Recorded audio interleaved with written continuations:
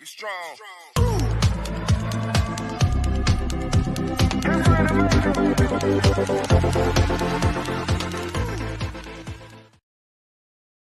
Join the She Trucking Foundation today and be a part of a supportive community of women in the trucking industry.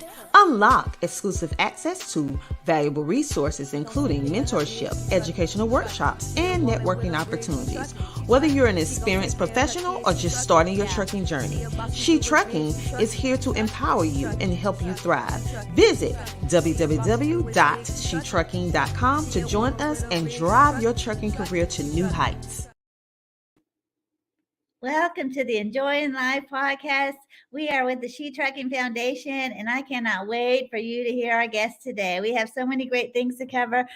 Today, I'm going to put a broker in the hot seat. So I'm looking forward to that. You know, the market is tough right now, and drivers and carriers are struggling a lot. And I really think it's a great opportunity for us to hear from a broker and get some information about the best ways to succeed. And she can have some great tips for us. So if you have questions, be sure to pop those into the comments. Share this out so people can join us and hear our discussion. I also love that she's a carrier, so she's got experience on both sides of the table, and it's going to be a fabulous conversation. You know, my show is Enjoyjng Life OTR, and I care a lot about work-life balance. And I've been saying this a lot these last few months. You know, this year in trucking has been rough, especially for owner-operators. But even those of you that are carriers, you know, we're having some stress about maybe not getting enough miles. And we really just got to work smart these days. You know, trucking is very cyclical, you know, so we have our up times and we have times where, you know, we're all rolling in the money. And then there's times where we're really having to buckle down and be careful. And it feels a little bit more you know, the industry feels a little bit more insecure. And I think we're kind of in one of those times now. So I wanted just to make the opportunity to talk to somebody who's on the broker side and ask her some questions about maybe there's some ways that we can do things better as carriers and build those relationships, and just take the opportunity to learn from somebody with experience on both sides of the table. So I have the honor of welcoming my guest today. Her name is Elizabeth Long. She is a broker, like I said, and a carrier, and I've run freight for them in their brokerage. It's Patriot Star, and she is somebody that I consider to be a real trusted resource in the industry. She and her husband both have been acted like mentors to me, really. And anytime I have a question about the industry or how things are going or something that's happening with my paperwork and contracts or something that's just feeling a little bit uncomfortable to me, I know that I can go to her and ask her as a trusted resource, and she's going to give me factual information. So I'm really honored to have her on the show. So if you could join me welcoming Elizabeth Long. Thank you for having me on today, Cindy.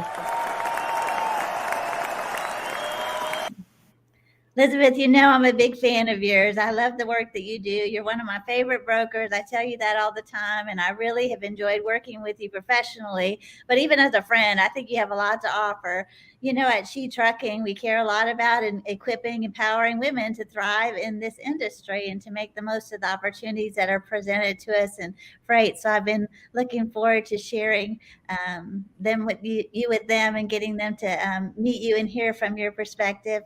Can you start out and just share us a little about your career and how you started in the industry and what's your role in the industry today? Absolutely. And I do want to tell you too, the feeling is mutual. I love working with you. You are one of my favorite carriers to work with for so many reasons, what we'll probably get into later. So the way I got started in the industry, to be honest, I never thought I would be in transportation, trucking, logistics. I never in my wildest dreams thought I'd be a part of this. But I met my husband, Kenny Long, and we got married, and he had a CDL and owned a truck, and he'd been driving for probably about 15 years when we'd met. And he taught me how to drive. And I'd ridden in the truck with him for a little bit before he taught me how to drive. And then I went and got my CDL, and was fortunate to do that before you had to go to school, and was able to just get on the job training with him. And let me hop in there real quick. What did you do before this? Like what? So yeah, that's a great question. So I did a lot of sales. I did car sales. I worked in a bank. But actually I spent a lot of my younger years, I mean, maybe 10 to 15 years in the restaurant business. And the restaurant business is another job where it's customer service oriented and you've got to think on your feet and you're on the go, so I don't know. I think restaurant business is really good training for any career, to be honest. I agree. So I enjoyed that, but I love what I do now. So Kenny taught me how to drive, and we actually teamed for quite a few years, just the two of us. And we had the opportunity to see all 50 states now. Unfortunately, we didn't see Hawaii and Alaska in the truck, but we've seen all 50 states now. And the good part of that is due to trucking.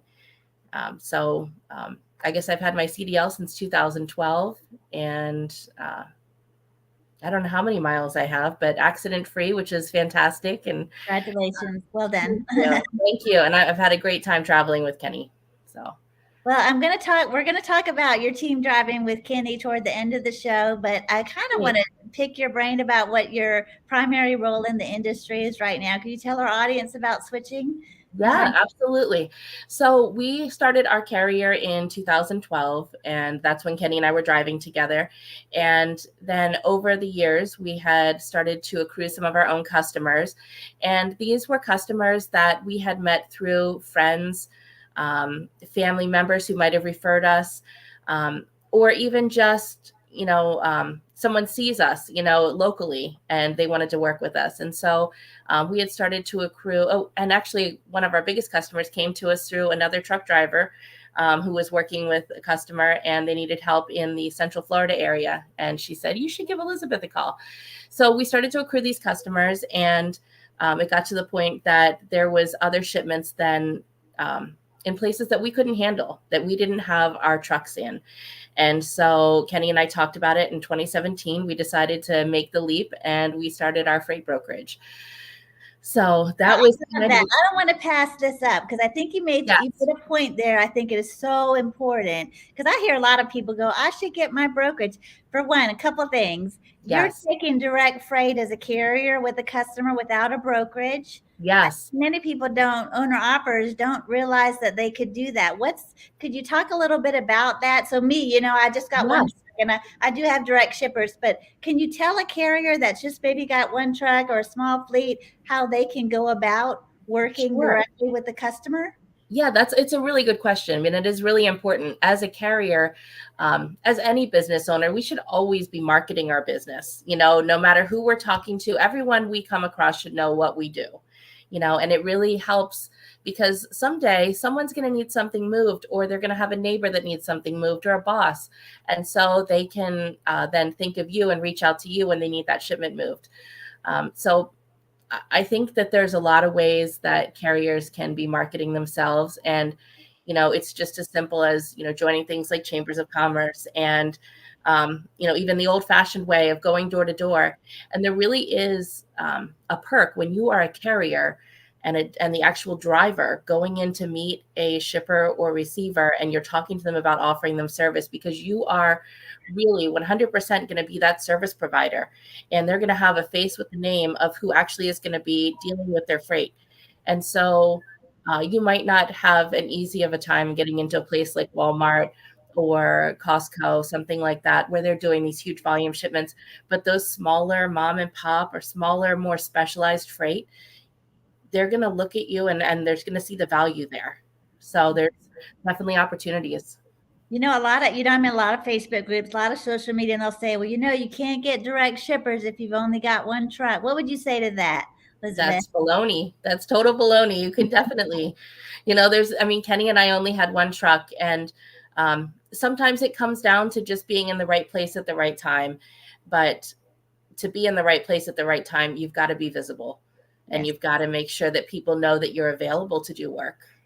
So. Okay, I love some things you said. I love telling everybody that I'm a trucker. Everybody I meet knows a trucker. Yes. I own a trucking company. So don't miss that, people. That's a great tip right there. It's so valuable. You just run into people, give you referrals that just wouldn't have even thought to give a referral. That, I didn't even know you'd interested in new, additional customers. My brother has a warehouse over there, so talk it up. Love that. Great advice. I have another question about really practically, how does when I started, I had been booking all my freight through brokers, which many new Yes. carriers do that. And then I started venturing out thinking, I think I'm going to just go ahead and get my own direct shippers. And I do have some, but, I had a process about that. But one of the things that made me most nervous is like checking their credit. Like, what's that procedure like? With brokers, I just run it through my factoring company, and it's real easy for me to check a credit of a broker. And, how would I go about doing that as with a direct customer? What would you say?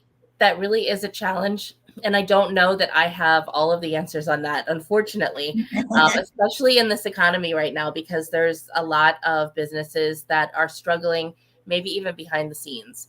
Yeah. So I think that the wisest thing that you can do, when you're getting set up with a new customer, is start off small and set your payment terms.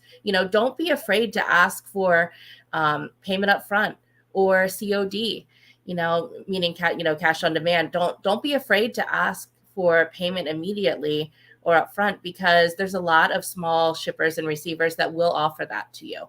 And if nothing else, maybe set the terms at 15 days, and that can help you get a better handle on, if they are getting behind, sooner. So I think that's the thing I think people don't realize is that, on the shipper side, they're used to people asking for their credit. Yes. That you're going to spend a lot of money on fuel. You're going to have to pay your driver. And so they're expecting, that's a very normal part of their, business, whether they're signing up for a new brokerage to run their freight or they're signing up with the carrier directly. It's a very common practice to ask to see, a credit history and ask for referrals of, so I'm always say, just ask them you can do a credit check. And yes. There are some resources with that, and it's slipping my mind right now, but there is a big resource where you can check credit on basically any business. I don't know that it's always free, but you can also check on things like Google. And, sometimes factoring companies will have these shippers in there if someone else has factored their freight. But really just do a little bit of research, and, if you are actually showing up there at the shipper or receiver, keep an eye out on things. How do things look like they're going? Are the employees looking relaxed, or are they stressed? You'll hear things if you're in and out. So yes. And Google, even just a Google search in itself, because people are going to write reviews. Yes. If they're not getting paid 100%, you're going to see reviews there on Google. So that's great. Okay, so now tell me, you said you transitioned into the brokerage because you were getting more customers basically than your own carrier could handle. So can you tell us about transferring into that, and when did you move from the truck to really focusing full time on the brokerage? Could you tell us a little bit about that transition? Sure. So in 2017, we started the brokerage, and I guess if we can backtrack just slightly, in 2015, Kenny and I had started to bring on our first owner operators, meaning that we brought on some other drivers who had their own truck, but we did this the right way. We added them onto our insurance policy, our auto liability and our cargo insurance. Our company name was on the door. We were responsible for safety. They were part of our drug consortium. So we added on these owner operators. And so I would say Kenny and I were still driving in the truck 2017, but it was probably 2019, 2020 when we started to get out of the truck more completely. So even in 2017, even though we'd started the brokerage, it was very slow. It might be 1 or 2 loads a month, to be honest. It was definitely a challenge in the beginning, starting the brokerage. I remember, we decided not to factor from the get-go with our brokerage. And I remember there were so many times that I would find the right carrier for the load, I thought, and they would say, well, my factoring company is not going to approve you. And, you need to be able to have money set aside then to either do like a 50% up front and 50% on delivery, or some other sort of payment arrangement. I remember one time, though, in the beginning where I had this small load. I think it was like a short little partial going just across town, and I don't know what it was. It was a couple $100. And I said to the carrier, I said, listen, I'd like to work with you on this. I will pay you up front. I said, just show up there to the shipper. I will pay you. I'll give you an EFS check. And then, I trust that you're going to pick up the load and handle the load for me, and they decided, no, I'm not going to do it. I said, I don't know what to do. So there was definitely, that was probably the first 2 years of the brokerage. There was a lot of struggles with that. And I had to work very diligently to make sure that I paid my carriers on time. So it was a lot of really being on top of things to make sure we build our credit in the beginning. And fortunately, when we started out, that's the biggest challenge. I'm sorry to interrupt you. Would you say that that's the biggest challenge in starting a brokerage because you don't have established credit, and so the carriers don't? I mean, I know I wouldn't run with the new brokerage that didn't have established credit, because I'm gonna spend all that money on fuel, and I'm gonna spend all that time, and then you might pay me, you might not, or when. Would you say that not having established credit is the biggest challenge of starting a new brokerage, or something else? That's a good question. I think not having established credit, and then also cash flow can be a big issue that small brokerages might have when they're starting up. Both of those, I think in the market that we're in now, a brokerage starting up might have a little bit more of an advantage because there's less loads than there have been in the past. But when the tables flip, which they will, again, it'll definitely be more in the carrier's favor, and a newer brokerage is going to have a heck of a time trying to get someone to take their shipments. So yeah. I think that's the other thing. I hear a lot of people going, I'm just going to start a brokerage, and all I got to do is buy my bond, and the bond is actually not that expensive. No, it's not. You have to have $75,000, and depending on your credit, that you have your personal credit, it's really not that expensive to do it. So do that, get your website, get a TMS system set up, and everybody thinks that's it. I could start, some booking my own freight. So what I love about your journey and the way you did, I think it's so smart, is you had more customers than your own personal trucks could handle.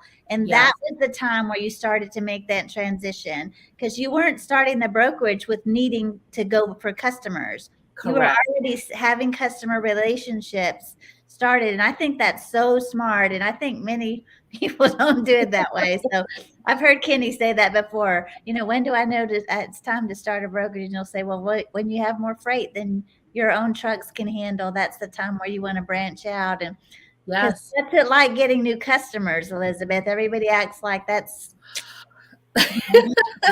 well, it's not as easy as most of us, as most people might think. And that's probably the reason most carriers don't have a lot of their own direct freight. It takes a lot of calls. Kenny and I actually at one point had hired someone that we had known. He worked with a different brokerage, and we hired him on salary just to do outbound calls to try and bring in new customers. And we paid him for an entire year, and he did not bring in anyone at all. Yeah. So I don't know if it was his methodology that, just wasn't working, but it's really not that easy. It comes to acquire someone who wants you to handle their shipping. It really comes to being at the right place at the right time, and you have something that solves their problem, and a lot of times, as business owners, unless there is an issue, unless they're not happy with what's happening with their current service provider, they don't want to have to switch. Right. They're comfortable with the status quo, and unless they're unhappy with the price or the service, or something major has happened. So sometimes it means following up for a couple years until someone might be ready to switch. Okay, listen, everybody. Did you hear what she just said? The time that it takes of so much wooing and wooing and wooing, trying to really build that relationship and keep putting your name and your face in front of that customer. It takes so many times of calling and building those in. And then the market is so fragile right now. The rates are so competitive that shippers, their phones are blowing up all day with people saying, I could beat their rate. Give me a shot. Just give me loads. And, they're trying to just get the freight as what they can. And, carriers, we're feeling that. We are. You're feeling it too, carrier side. So, but when the market is so competitive like this, then it's just, how low can we go? And, then try to provide good service, provide a good carrier when the rates are, skinny. That's a good. And to be honest, I don't think, when you're looking for shippers that you want to work with, if the shipper tells you that really price is the only thing that matters to them, sometimes you have to listen to that. I actually met someone the other day. Kenny and I were at an event, and we were actually at an event for one of our other customers. We were making a delivery and a pickup for them. And I got to talking to someone else, and he was telling me about how he can ship a pallet anywhere in Florida, one pallet for $165. And I said, wow, that's pretty awesome. I'm not going to be able to beat that for sure. Yeah. And he let me know, that, really the only thing that matters to him is price. And I said, well, listen, I'm going to give you my card anyway. I'm not going to be able to beat or match that rate for one pallet to go to Miami from Tampa. That's just, right. I'm not going to be able to do that. But if you have something that goes wrong, or you need something last minute, or you need a full truckload, let me know. I'll be happy to help you, because even though you might not be able to meet their needs at that moment, you might be able to in the future. People's business models change. So okay, again, another great point. I love what you did there. And I even do this as a carrier when I'm talking to a broker, and I will start talking about a load. I do the exact same thing. This is gold right here, Elizabeth. I love what you said right there. So you're getting a no, and and they know this is not going to work right now, but you continued to talk about opportunities for the future. And I'll even do that where I'm like, well, this load obviously is not a good fit for me, and I'll do a very similar thing as a carrier, and I'll say, if something else comes up, keep me in mind. I'm not going to do that rate. I'm not going to, I have no desire to be the bottom of the barrel. Yes, right. But you're right that things do change. And then also when I'm talking to a broker, I will also say, I know they have multiple customers, so this one customer, they're running all this cheap freight, but they do have some more specialized things. And I'll even take that opportunity and I'll say, this one's not a good fit for me, but I'm a great carrier. I mean, my goal is to be your favorite carrier. Every load I do, that's my goal. So, and they love that, and they're having a conversation with me. So even hearing you say that on the broker side, I think that's just a great way to network. And every no that you get doesn't mean it's a never. So, that's right. That's absolutely right. Yes. Great tip there, Elizabeth. You have so much wisdom. I knew you were going to be sharing some gold with us. Okay. I really think it benefited me a lot to start as a carrier before I became a broker, because when Kenny and I were in the truck, we had our own authority. Both he and I would book loads. We were both on the load boards. We were both negotiating loads. And so I really had a lot of background in exactly what I needed to do to dispatch our trucks and stay profitable. And that really helped me a lot as I started the brokerage. I did not do any specialized brokerage training.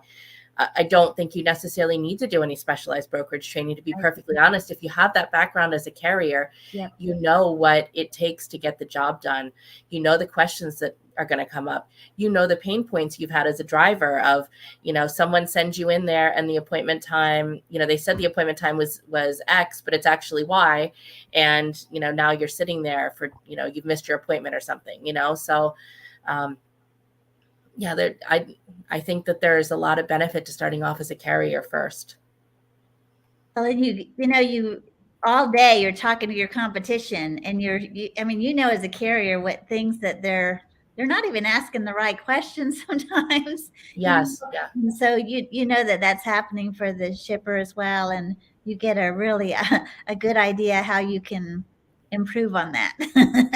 Yes. Yeah.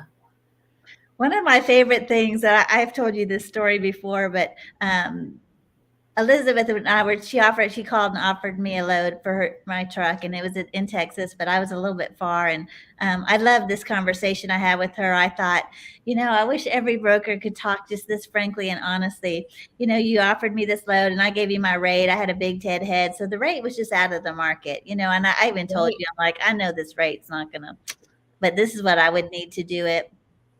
And you said to me, and I just loved your honesty. And you just said, you paused for a minute, and I was like, and I was sitting there, oh, she's like, you're crazy, girl. I ain't paying you that. But I didn't know what you were gonna say, because you get blasted sometimes. So I was Yes. Oh, like, yeah. oh, what is she gonna say? She said to me just so respectfully, and she said, Cindy, I know why you gave that rate. I understand that, but honestly, I could cover this load, cheaper than that with another carrier that's closer by, and the market's competitive right now. So I think we'll just pass on this one for now. And, it was just straight up. And I was like, I loved it. I was like, I love this woman. I'm like, why can't we all just talk honestly? You weren't going, oh, Yes. I don't have that much in it, that which you Right. hear about. It's like, you're just like, just honestly, I could cover it cheaper. And if somebody that was closer, and I was like, we could just talk that honestly instead of all this, crazy lines we feed each other. Yes.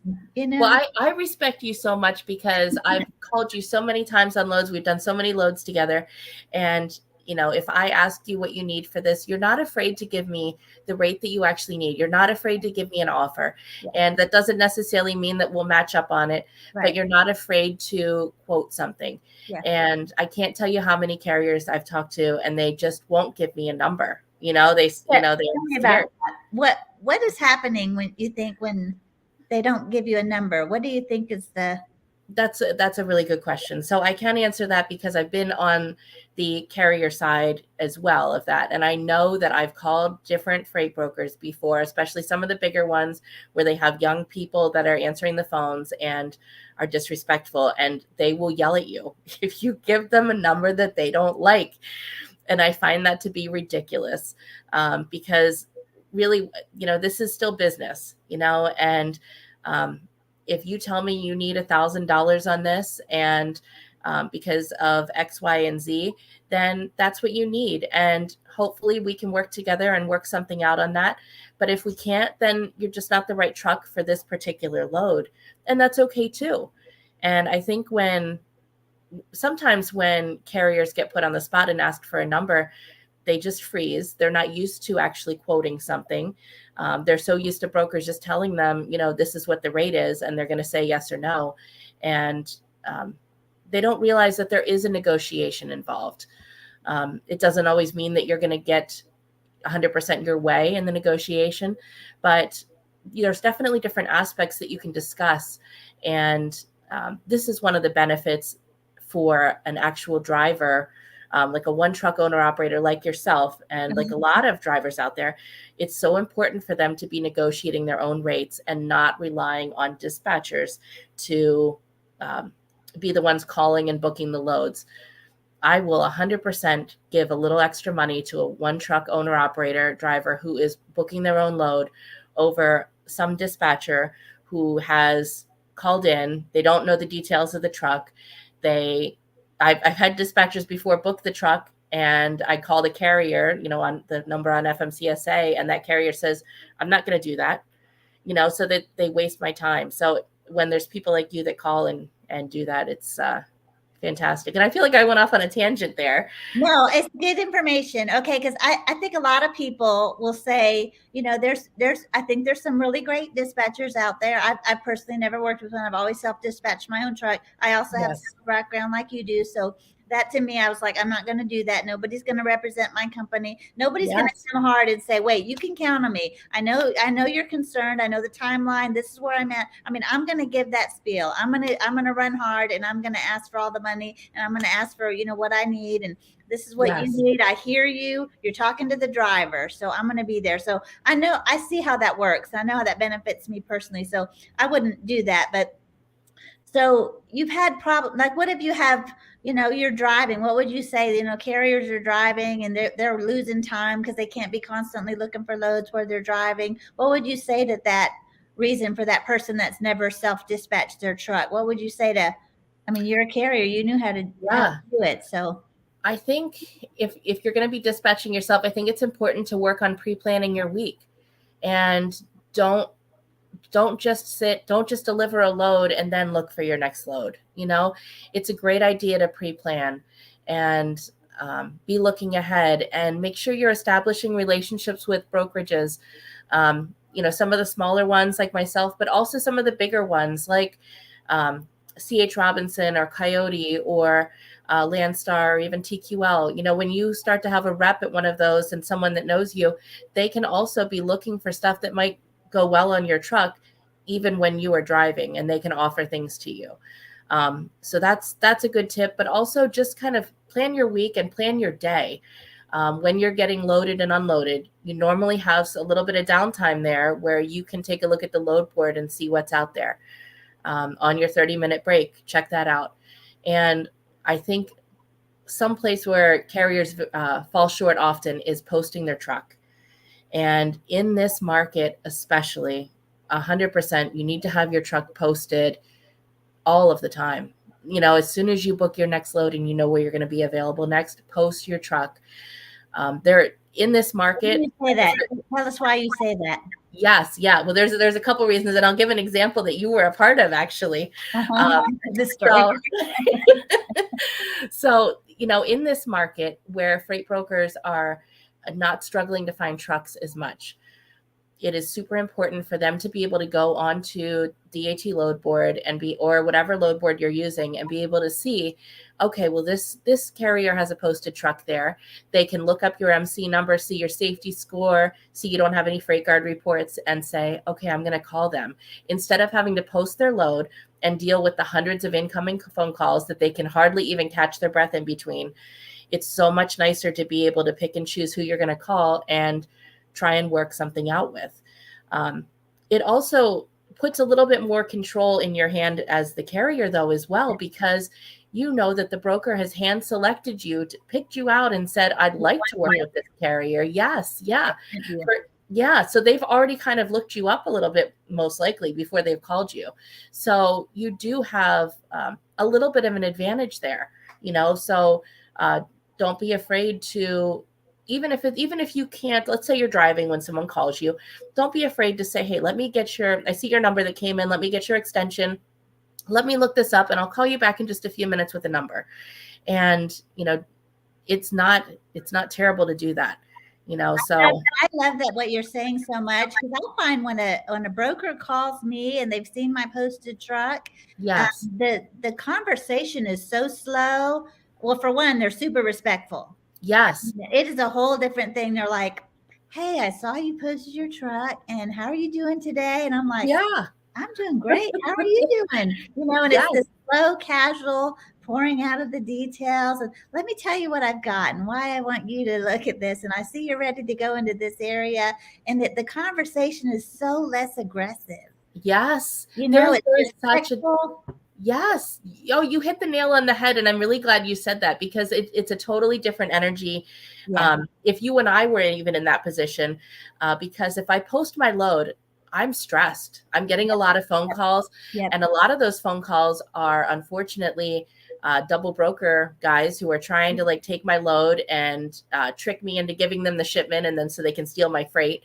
So it's very stressful for me to try and weed through everyone. And, I have seconds to get through a phone call to determine, is this someone I even want to work with, versus someone calls you and they can actually have a conversation with you. And it's so important. And the example I wanted to give was that one time this past summer in Chicago, and I had a truck driver. I don't know how this happened, but he lost his key, and he called me at 4:00 in the morning, and he said, I'm not going to make the 8:00 pickup. And I said, oh my goodness. So, we had an 8:00 pickup in Chicago or something like that. And, I had just a couple hours, and it's the middle of the night, 4:00 in the morning. So how am I going to find a truck?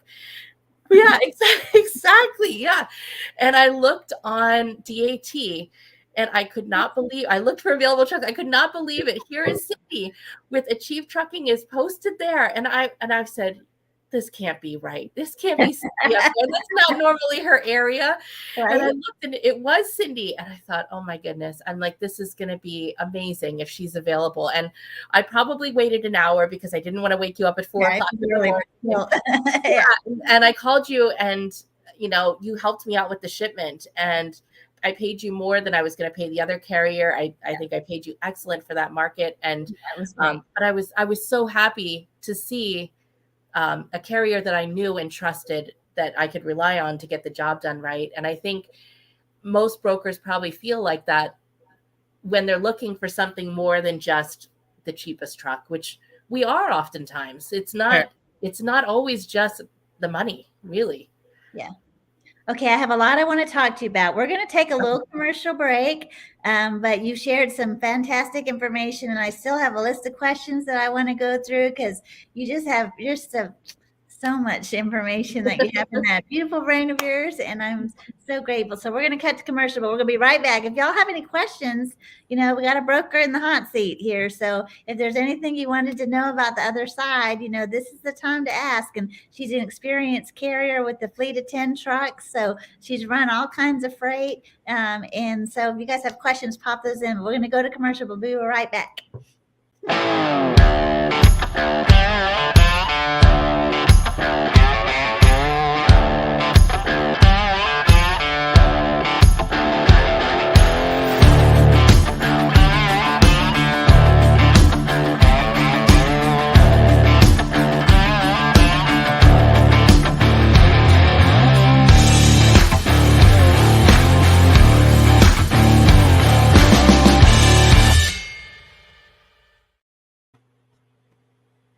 Well, Elizabeth, okay, you have my brain going in a million different directions.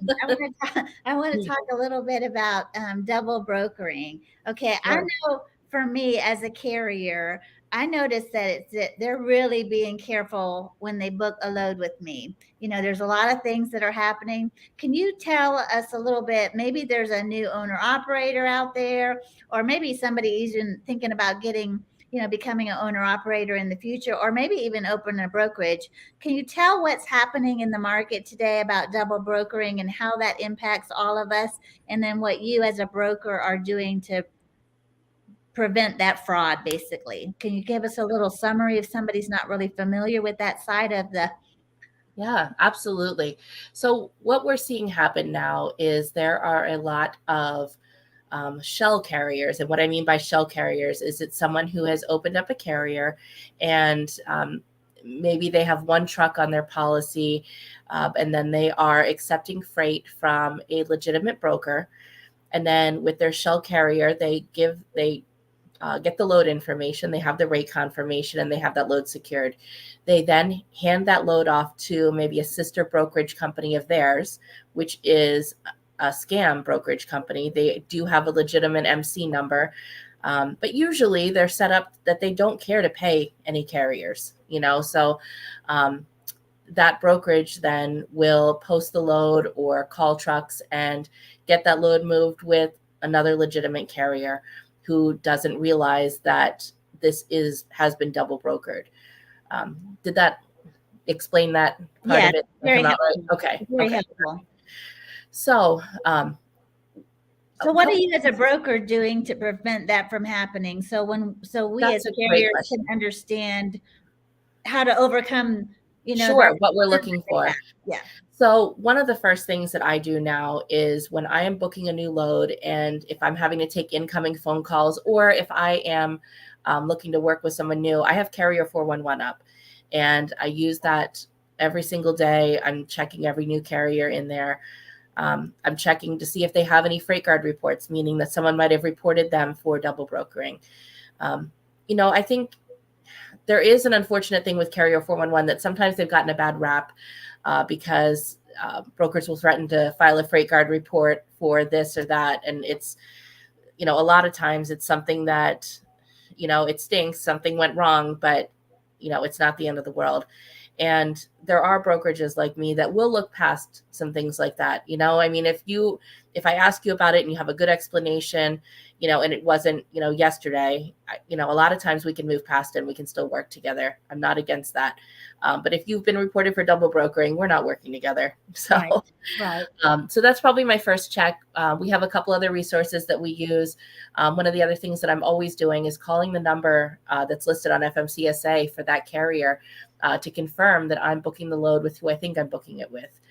A little side note with that, there is something that had happened with FMCSA was allowing carriers to be able to change their address and their phone number by sending in a copy of their driver's license. And what was happening with that is some carriers were actually having their identity stolen, and their phone number and address was changed by sending in a picture of their driver's license to one of these scam brokerages. So I would really hesitate to send a copy of your driver's license, your CDL, to anybody at this point. Okay, everybody get that? It's to prevent somebody else from impersonating your company and your MC. So yes, it's a big scam out there. So there's other ways that you can still verify who you are, and maybe that means, having your insurance agent vouch for you, and so, there's just different things you can do. I would always be ready to send pictures of your truck, your company name. Tell us why they're asking that. Just in case they're not put together. Can you explain that a little bit? Yeah, that's a great question. So, even beyond just the double brokering, there are a lot of companies out there who might only insure 1 or 2 trucks, and then they hire on what they call owner operators. And these owner operators are not on their insurance policy. They're not on their cargo. They're not on their liability insurance, and they're sending them in to pick up freight. And it really opens myself as a broker and my customer up to a lot of risk, because that truck might not be properly insured. I haven't vetted them. And so as a brokerage, I want to see the actual truck that you're going to be sending in there to the shipper to pick up the load. If there's going to be any changes in the company name, I need to know, from the get-go. If you're dispatching for someone else, that's fine. I don't have a problem with that, but you need to give me the DOT number of the truck that's going to actually be doing the shipment. And that's who I need the insurance for. That's who I need to be able to check out. Okay, and tell me another, explain to carriers this, because I know that there's new owner operators that are hearing you don't have any inspections on your truck. Why is a broker saying that to a carrier, and what is that proving if I have an inspection? What is exactly are they looking for when you say you want to see a inspection on there? That's a really good question. So the reason that brokers are looking for that is they're making it, and especially because the market is so lean for carriers right now, it's just a black and white way for brokers to filter out carriers that don't have any actual trucks. And so it filters them out, but it also does filter out some of the good carriers that are newer that just don't have any inspections yet. And so that's unfortunate. There are ways to overcome that. And that really comes into, I think, when you are calling on a load and you're going to be dispatching yourself, if you really represent that this is your company. Yeah. And a lot of times you can talk to a freight broker and be able to explain to them what the situation is. And through other documentation, such as showing pictures of the truck, it might even require like a FaceTime call. I worked with a carrier recently that, I just really wasn't sure, and he didn't have any inspections, but he seemed like a good guy. And so I said, listen, we're going to do a FaceTime call. I need you to do a walk around the truck with me. I want to see the company name on the side. And so, it really, there are brokers out there that are willing to go that extra effort. If you sell yourself, if you, help them understand that, where you're at, you're trying to make a living here, you're trying to get your business established, and you're a good carrier and you're going to take good care of their freight, we will go above and beyond. Okay, I want to park here just for a minute because I don't want everybody to miss this. So the reason that they need to see inspection is because the brokers are trying to rule out that you're not one of those shell carriers that's going to send their freight off. They want to make sure you're a real trucking company that's not going to double broker their freight. So that's the main thing. And then also I loved what you shared as a way to overcome, it's an objection, in sales, there's an objection and you overcome that objection, so understanding why you're asking is teaching the carriers how to respond to that quest. They're really just needing to be verified that you are an actual broker, you're an actual carrier with a legitimate truck. Double brokering is a real scam out there that's costing the industry thousands and thousands of dollars. So if we can just sit back instead of getting frustrated and say, they needed, I just hung up. They said I needed an inspection, but you kept talking. And that's for whatever the objection is. We need to keep doing that. Well, why do you need that? What can I do to overcome that? And again, another feature and a benefit of being the actual one calling, because you're saying, this is my company. I'm brand new. I'm not brand new, but when I was doing all this, and it wasn't even a big a deal as it is now. But I was saying, I'm going to do a great job for you. I know you're nervous. I know I don't have a proven record, but I want to grow my business, and I'm going to work harder than anybody else you're going to put on this load. And, so I was just going at it hard. I was saying, give me a shot, put me in there. But understanding why they're asking for that inspection, how else can I prove it to you? Let me go on FaceTime. Let's take a picture of my truck. What can I do to overcome that concern? Because I want to work with you. I want to build a relationship. So, coming back over those things. So I love it that you shared that. That was very helpful information. Anything you want to add about double brokering? There's two other points I want to make about this. I think that carriers can also do a better job of really taking a close look at the paperwork that they're given, and catching some of this stuff before they deliver the freight. So whenever you're given a bill of lading, it's really your responsibility as a carrier, number one, to make sure everything matches. Make sure the date matches. Make sure the shipper and the receiver matches what was on your rate confirmation. Make sure, this is super important. Make sure the quantity of the freight that they put on your truck matches what you actually have. Heaven forbid you get there to the receiver and they say, well, it says that they loaded 4 pallets on here and you only have 2. What are you going to do? You signed for that you received 4. Check the name on, the third party bill to information there. Sometimes that can be a clue. And I've talked to a lot of newer carriers who were picking up and delivering freight to places that did not match the bill of lading and did not match the rate confirmation. And I'm finding this out after the fact because these are carriers that I've been trying to mentor a little bit as we've worked together a few times, and I want to see them succeed, and they haven't gotten paid for this. And as I look back through their paperwork then, and we can take a look at that, and things don't match. So when things don't match, you need to stop and you need to take another look at it. And it might even mean that you need to ask the shipper, and say, what's going on with this here? Is this the freight brokerage that you're working with? And I just want to make sure that this is the location it's supposed to go to. Now, obviously, if it's a blind shipment, that might not be feasible, but take a moment to really look into things. Don't be so fast to just sign the paperwork and run. And the other point I want to make about double brokering is there's a lot of carriers that think that it's just a broker problem, and it's not.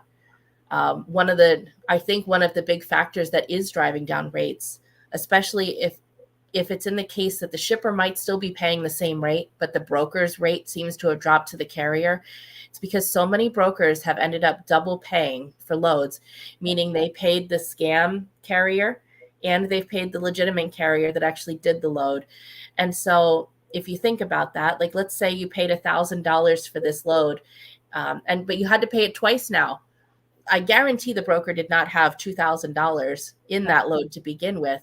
Yeah. So they're at a deficit. And so they're a little bit more hesitant, I'm sure, in some cases, about throwing out bigger numbers because they might have to double pay if things don't check out. Yeah. So.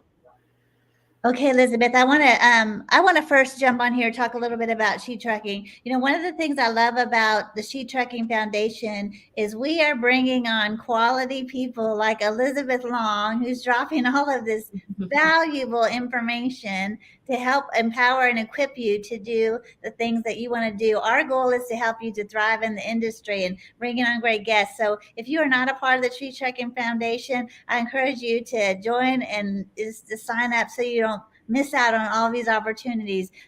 She Trucking has a Facebook group, Enjoyjng Life OTR also has a Facebook group. So join in both of these communities so you can get exposure and, get to learn and thrive in the industry from people like Elizabeth. So Elizabeth, I want to thank you for sharing all those things. So I think you dropped so much great information.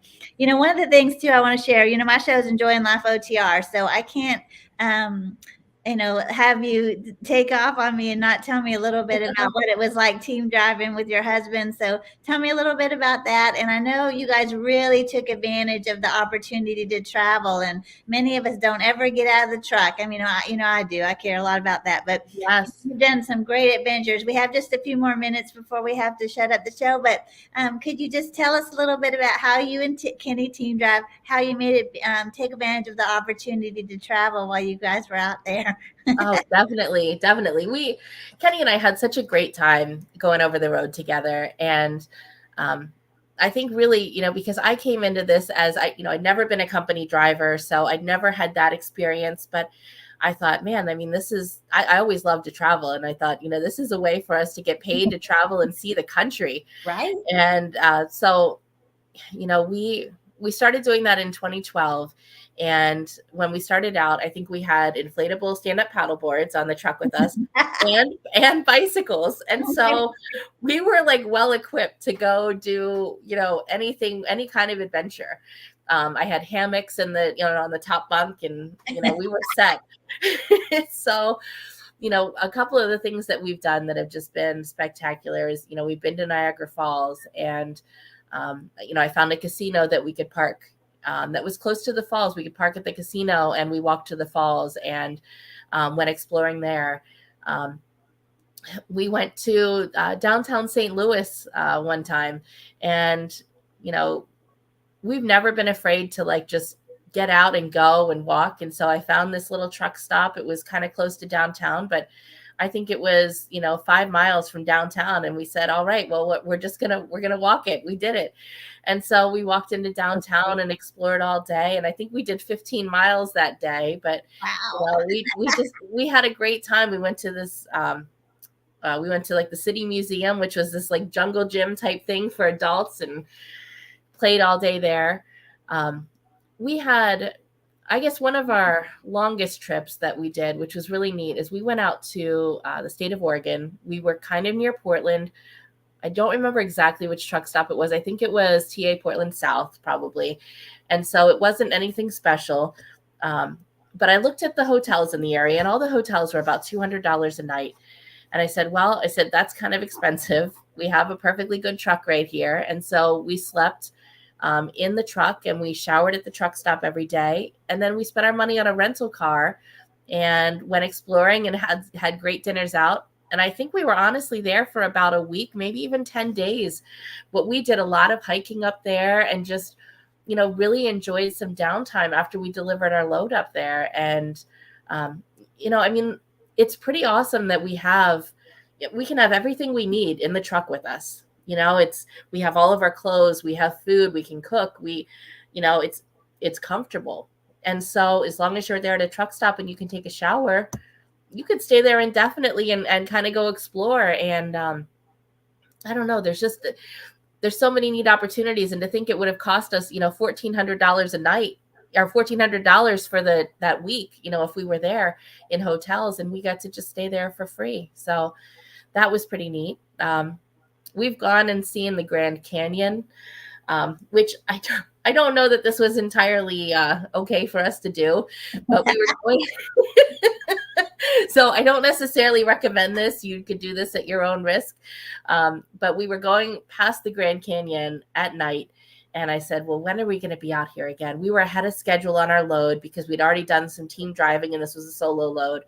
And I said, all right, well, I'm going to pull into where the tour buses were. There was no one there to stop me. And I said, I'm going to park there. And we watched the sun come up over the Grand Canyon in the morning. And it was really neat. It was so cool. So I love that when you said too that you were team driving, but you would take a load that was booked for they had the time frame of a solo driver, and y'all took it as a team load, and then you freed up some time to have a little extra cushion because you guys were driving around the clock to get it, so you freed up some time in the weekend or whenever you were. Yeah, that was definitely something that we worked on doing. It's just, hey, let's team where we can, so that way, we can have some downtime where we want it. And that was also, it was a slightly different market there in 2012. But I also really enjoyed, I'd look at the load board and I'd see, well, where do we want to go? and sometimes book loads to take us to areas that we'd never been to before. Yes. And so sometimes, it might not be the best paying load, but maybe it takes you to some place that you've never been before. And if you think about, well, I could buy a plane ticket and rent a hotel and do all these other things, or maybe I take a load there and take a couple days off and explore and, I have my fuel covered and have a place to stay. So. Great. I think that's even great for company drivers to do that. Team, Yes. the company driver just runs around the clock, and it's understandable. But I think even a way that they could work with their dispatcher and go, okay, we need to have a little downtime. Just a load that's a single load, we're going to run it fast so we have free up a little bit of time so we could, have some beach time, while we're there. So communicating those desires to, and, granted, you're not going to do that every time. Team drivers, they're going to, company driver, they're going to run them. They want to keep those wheels going. So anyway, that's great. I appreciate you, Elizabeth. I want to take just a minute before we wrap up, and I want to thank our sponsors because we have so many great sponsors in She Trucking, and they allow us to be able to do the things that we do. They're supporting the the things that we passionate about and equipping, empowering people to come into the industry and really thrive in the freight transportation industry. So GLCS, this is a fabulous company that helps trucking and logistic companies achieve their growth by taking their overcoming their technology challenges. So doing so much for the industry. So if you're a trucking or logistics company, please check them out. So many great resources available and really helping companies to thrive. Another one is True TMS, My Guardian Doc. I really love both of these companies. The True TMS is a transportation management system that's actually designed from the ground up with the small carrier in mind. So if you have a small fleet, one or two trucks or a handful of trucks, this is a great company for you to check out. They have a free trial that you can check out. So that's a great opportunity to give them out just to play around and see all the tools that they provide. But they are designed for the smaller fleet. The other sponsor I want to mention is My Guardian Doc. For drivers, we're on the road and, I've been sick this last couple of weeks and I thought, I can't get to my doctor, but My Guardian Doc, they have a small monthly subscription and you're able to have a virtual counselor with a doctor. They're able to diagnose and write prescriptions for you while you're on the road, or maybe you're a broker or dispatcher and you're in an office and you don't have time to get into the doctor. So this is a great opportunity for somebody at a very low monthly cost to be able to get medical care while we're on the road. It really fits the lifestyle of a trucker. I mean, it's so brilliant, really. So grateful for these sponsors that help us to continue to do the things that we do. Legal Shields is another one of our sponsors I really like. Sometimes in trucking, we come up against challenges and, we wish we had an attorney. They offer a small monthly fee, and then you have access to a legal attorney that can look at contracts or help you fight a ticket that you got on your CDL. And I mean, so much more. So even if you want to do a will or, they have so many resources. So check them out too. Legal Shield is a wonderful sponsor offering great products that are really helpful for our community. So I want to give them a shout out. And Elizabeth, I just have to say thank you so much. I could have you on again. I think I could talk with you for another hour because you have so much wisdom. And maybe next time we'll get Kenny on here too, because you guys just have just so much that we could take away and learn. I thank you for taking the time to do this because absolutely. I really enjoyed it, and I do hope you have me back on here. I would love to do that. Yeah, so grateful for you, and you guys check it out. You guys be sharing this out with other people, and because Elizabeth dropped some great gems here. Whether you're a carrier, a company driver, or you're thinking about starting a brokerage. So she's got some great information, and we're so grateful that you came on. Well, thanks everybody for tuning in. Our show is Enjoying Life OTR, so we always want to hear about the ways that you are enjoying life on the road, and I think that comes with work-life balance. So you've given us some great information that'll help us continue to thrive in our business. And I love your stories about how y'all travel and take advantage of the opportunity. So thanks so much for coming on. Elizabeth, and your link is on the show, patriotstartrucks.com. Is that the brokerage website? That's actually for both. But you can find us on there. We're also on Facebook, Patriot Star, and feel free to reach out. And I always love to connect with great carriers and build relationships. And, I hope that, when I work with carriers, I want to see them grow their business with me so that way we can both continue to be successful and make money together. So yeah, I love that you're into partnerships, and you're such a blessing. And I'm just so grateful to have met you and get to work with you and Kenny regularly. So it's so great. You guys be sure to check out all of the ways that you can find She Trucking and Enjoying Life OTR. We're all over social media. We're on LinkedIn, we're at YouTube, Facebook groups, Facebook Lives all the time. We're on Instagram.